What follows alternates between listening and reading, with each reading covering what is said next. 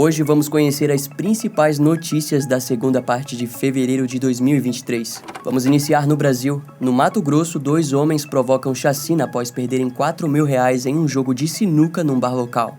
Já na Europa, no Reino Unido, um policial estuprador em série é condenado por mais de uma dezena de ataques.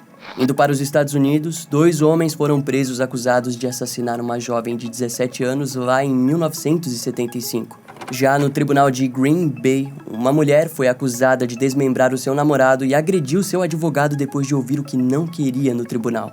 E para finalizar, na Flórida, um predador sexual ataca a mulher de 24 anos na academia e é respondido com socos e pontapés. Essas serão as nossas notícias, então já deixa o like nesse vídeo e ativa o sininho de notificações que eu te conto cada uma delas.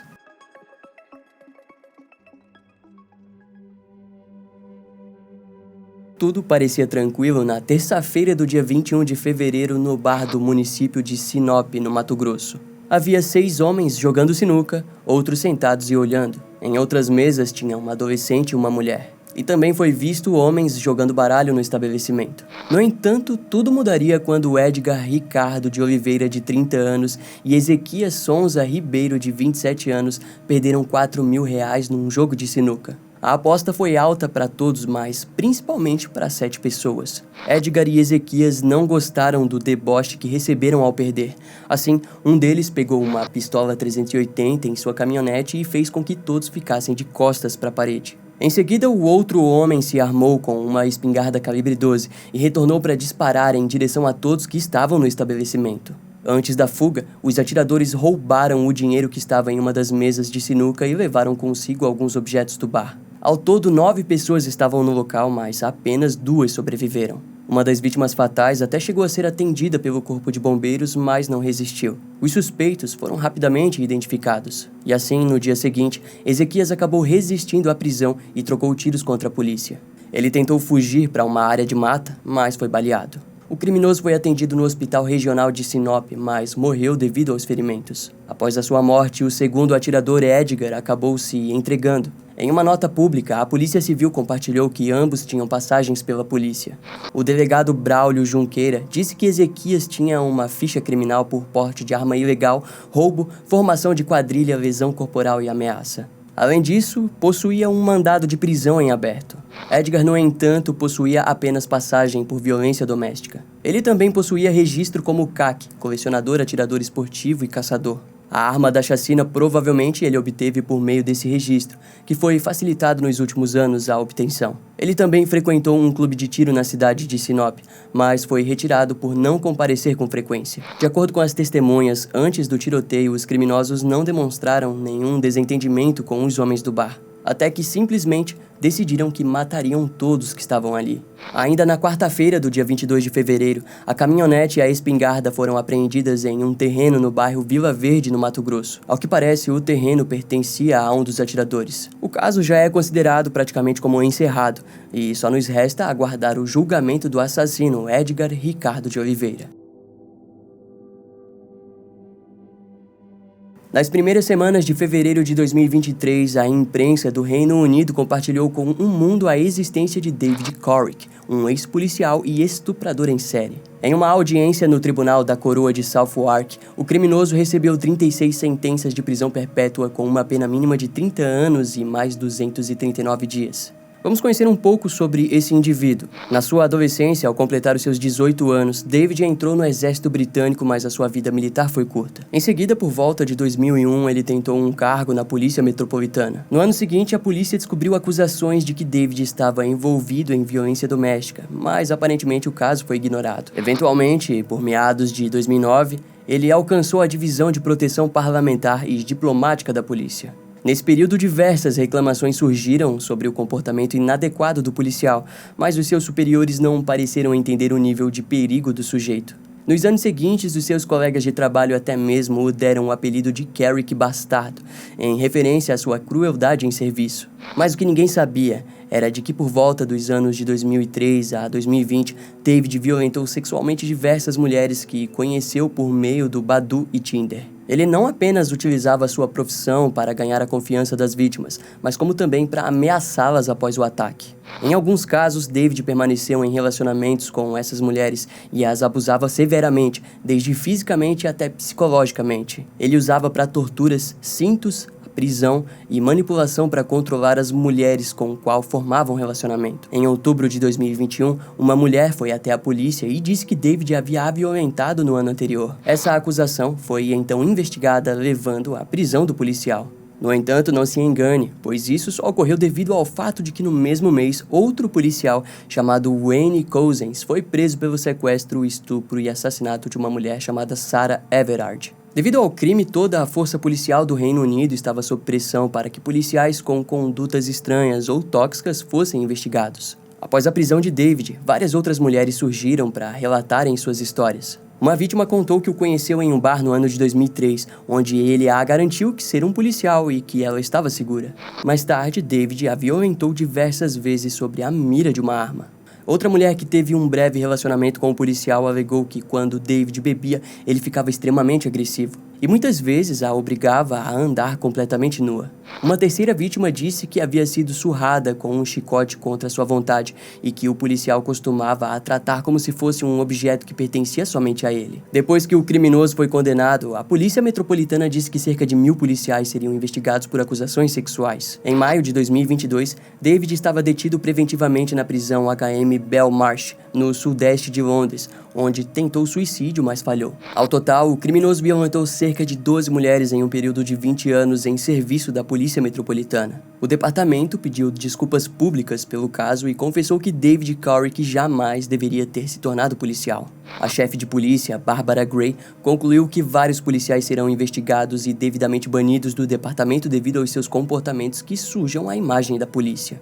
Até mesmo a ministra do Interior, Suella Braverman, apelou para que os policiais corrompidos fossem demitidos o quanto antes e demonstrou um alto grau de insatisfação com o nível da força policial britânica. Essa notícia apresenta a triste realidade de que mulheres ainda estão completamente desprotegidas dentro da nossa sociedade hostil, independente do quão desenvolvido seja o país e qual cargo o sujeito tenha, ele sempre é um potencial agressor. Nessa primeira semana de fevereiro de 2023, 2 homens de 67 anos foram tirados de dentro do conforto de suas casas. Eles foram acusados de terem assassinado uma adolescente de 17 anos no ano de 1975. Isso mesmo, Fred Bendy Jr. e John Lehman viveram longos 48 anos sem serem julgados pelo crime, mas isso mudou esse ano. Foi na noite do dia 6 de agosto de 1975, por volta das 10 horas, que Laurel Jean Mitchell, de 17 anos, simplesmente desapareceu. Na época, ela trabalhava na lanchonete do acampamento da Igreja da Floresta de Epworth, em North Webster, Indiana. Ao deixar o local, Laurel caminhava em direção a um encontro que faria com seus amigos em um parque de diversão a 800 metros do seu trabalho. No entanto, ela jamais apareceu. Durante a madrugada, os seus pais foram até a polícia e relataram o seu desaparecimento. As investigações se iniciaram apenas pela manhã e por volta das 10h30 do dia seguinte, o seu corpo foi encontrado em um rio a quase 25 quilômetros do acampamento da igreja. Inicialmente, o corpo não foi identificado e os próprios moradores o trouxeram às margens. Os seus familiares apenas foram identificá-la através do anel que ela utilizava com suas iniciais. O médico legista disse às autoridades que a causa da morte havia sido afogamento, mas não acidental. Em outras palavras, alguém teria a forçado a permanecer debaixo da água deliberadamente. Embora a morte tenha ocorrido rapidamente, o legista concluiu que possuía sinais de que Laurel havia lutado até o último momento. A polícia do estado de Indiana ficou a cargo do caso. As roupas da vítima foram todas coletadas para análises, mas nada foi encontrado.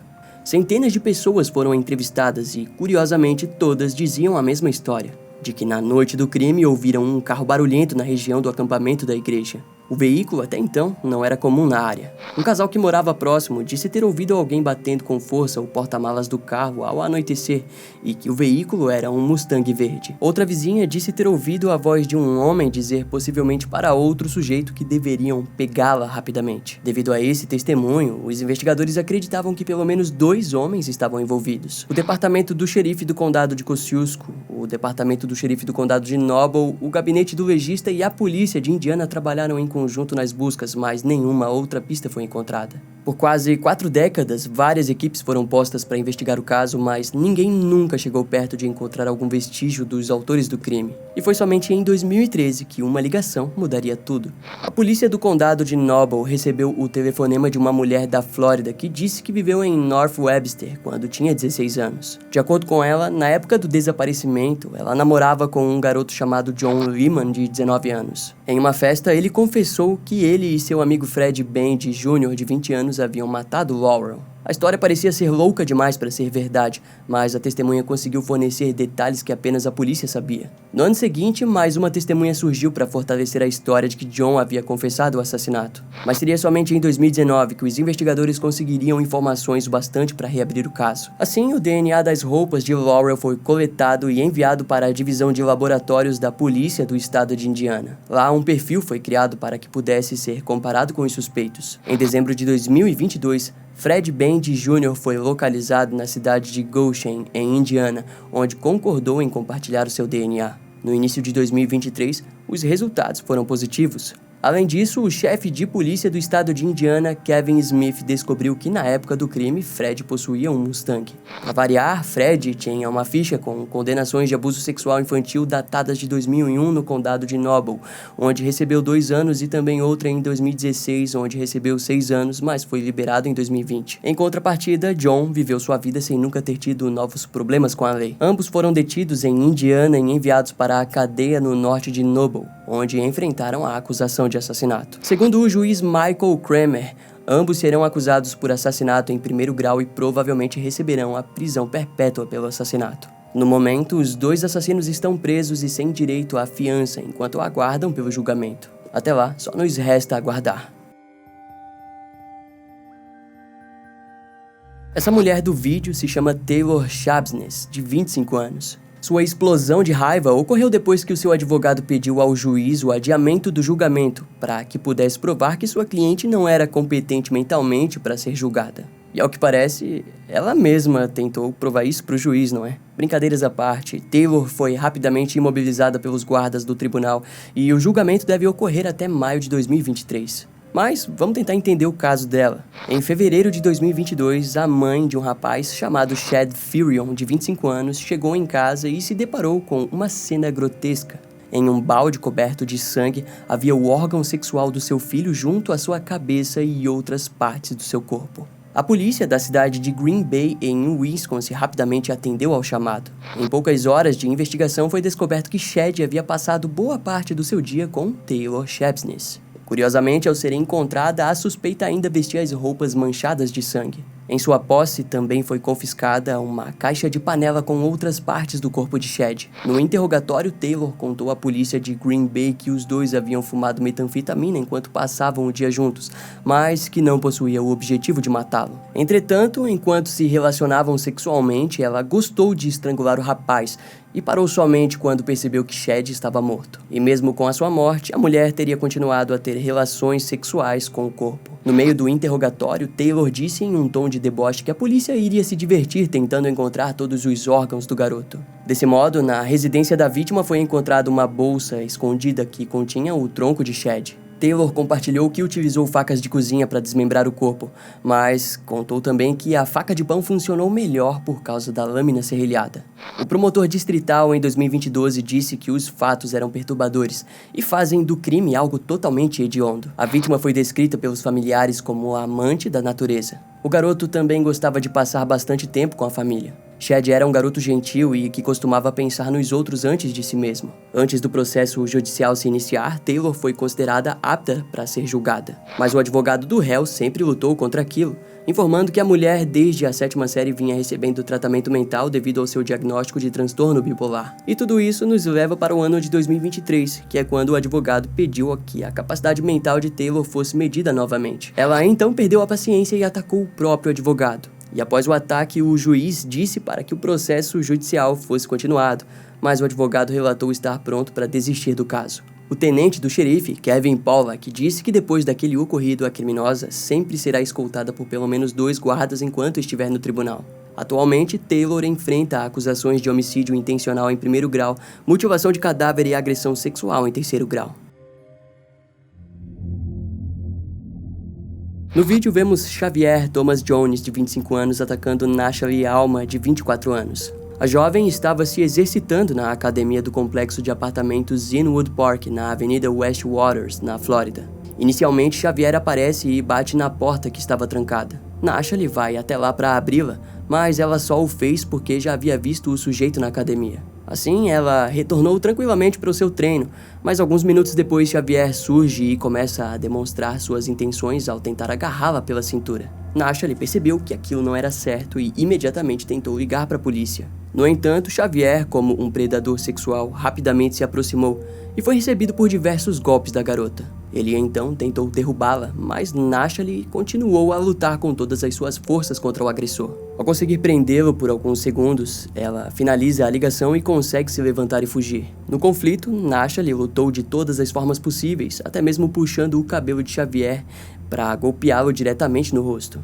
No dia seguinte, o agressor foi preso e acusado de agressão sexual, cárcere privado e tentativa de sequestro. Em interrogatório foi descoberto que após falhar em seu ataque, ele tentou fazer o mesmo com uma segunda mulher que vivia no complexo de apartamentos. Xavier observou a segunda mulher da sacada do seu apartamento que ficava no mesmo complexo. Após observá-la por vários minutos, ele simplesmente bateu na porta da residência e questionou se a mulher não gostaria de sair em sua companhia. Ela respondeu negativamente, mas antes que pudesse expulsá-lo, Xavier deu cerca de 4 passos para dentro do apartamento. A mulher imediatamente gritou e o seu noivo chegou para expulsá-lo. Na delegacia, ambos descreveram o sujeito como um cara estranho e assustador. Além disso, eles o identificaram positivamente como Xavier Thomas Jones, de 25 anos. O agressor informou às autoridades que fez aquilo porque a achava bonita e confessou que possuía intenções sexuais com as 2 mulheres que atacou. O escritório do xerife do condado chamou o evento de nojento e agradeceu Nashalie Alma por ter lutado tão bravamente.